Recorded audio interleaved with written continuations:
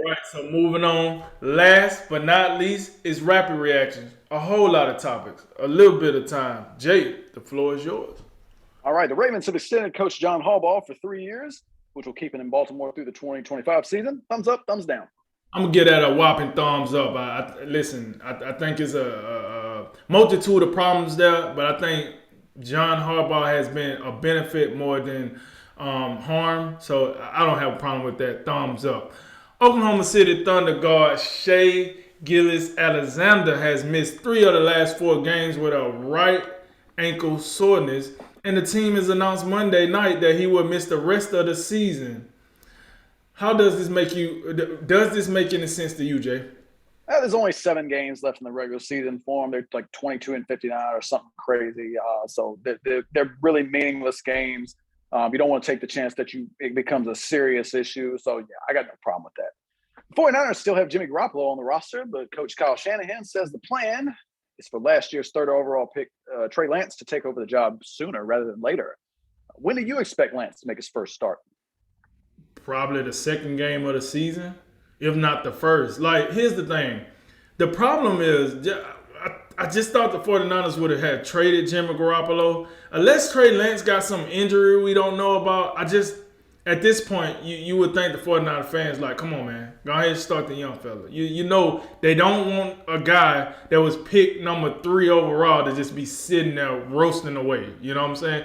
If that was the case, you could have drafted him 33rd overall, you know. So I think he will start the first or second game. It's just we got to wait until the 49ers get a solid trade partner for Jimmy Garoppolo at this point. Our All-American sophomore guard Keegan Murray told ESPN today that he will be entering the upcoming NBA draft. What do you think of that announcement? Not surprising. You look at his jump from his freshman to sophomore year. He went for a guy coming off the bench, averaging 7 points a game, became a first-team All-American, one of the top prospects in the NBA draft, I believe. So, when you have guys like that, it's not surprising. Not surprising unless you have, a desire to come back because of unfinished business, which I think Iowa has. But these guys, we live in the one and done age. He's a two and done based off his performance. It's just the way this works at this point. Pittsburgh Panthers have signed football coach Pat Narduzzi to an extension. It's going to run through the 2030 season. Drink, where do you have Narduzzi ranking amongst ACC football coaches? Well, he definitely behind Dabo Sweeney. I think I got him behind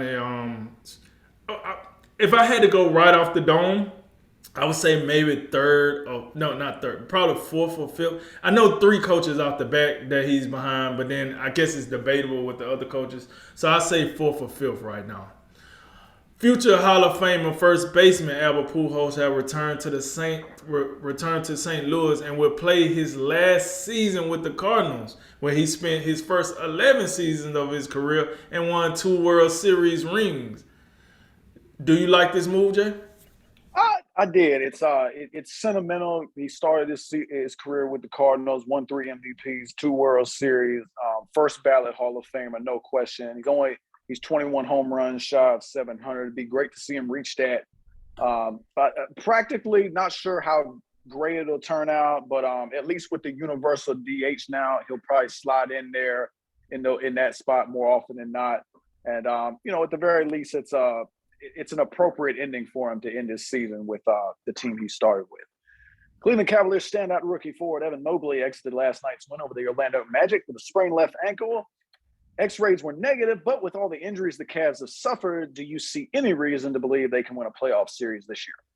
Absolutely not. They about to play themselves into this play-in tournament and get smoked in that. That's what's about to happen. If they keep, it's not their fault. Injuries happen. Injuries part of the game, but they just show you how quickly your trajectory could turn with 1 or 2 injuries. So, unfortunately, I just don't think they'll win the series right now.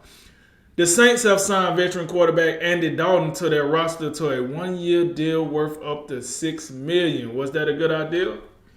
Yeah, I think so, especially from what I'm reading that they plan on playing Taysom Hill primarily at tight end. I do hope that they keep him in the, sort of the Swiss Army knife role where he, comes in here and there at quarterback. But I do think it means like Taysom Hill's out of like the whole starting quarterback mix that we were having. He ain't remember that contract he signed. Yeah, he not reaching in incentives. Sorry, Right. so I think you had to solidify the backup spot. I think Andy Dalton's an upgrade over Simeon, so I think this was a good move. Arkansas was eliminated by Duke over the weekend in the Elite Eight, but they received their third five-star commitment in the upcoming class with the 20th overall prospect in the ESPN Top 100, Anthony Black. After two straight Elite Eights, do you think Eric Musselman and the Hogs are poised to become the top program in the SEC? I think they have an opportunity, but I think it's still Kentucky for now. I think it will be Kentucky until John Calipari either retires, leave, whatever. It's kind of one of those things, just like the SEC football. You see new contenders come up every year, but it's still Alabama until Nick Saban get out the way, right? So that's kind of how I look at the basketball. It's still Kentucky until John Calipari get out the way. Last one, we got Miami. We got Boston tomorrow night from Boston. Jay, who you got? Who you got?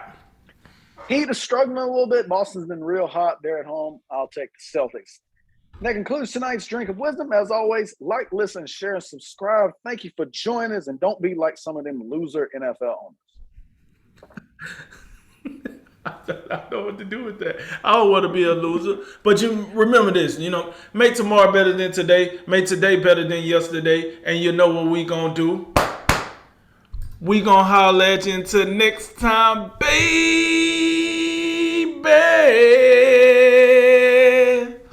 Ladies and gentlemen, this is A Drink of Wisdom.